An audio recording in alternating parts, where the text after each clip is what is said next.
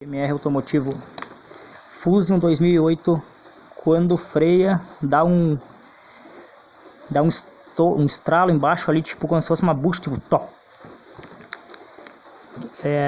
Troquei o braço, esse aqui, que só vende inteiro, uma pequena folga aqui no pivô, mas é bem pouca. E aqui estava rachado a bucha da bandeja, desse braço, aliás, né? Rachado, cada vez que freava dava como se fosse calço.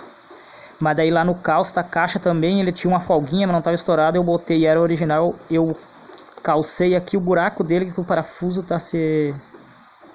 O parafuso lá no calço da caixa tá se jogando aqui, ó, um pouco. E ele é automático, daí ele dá um estralo.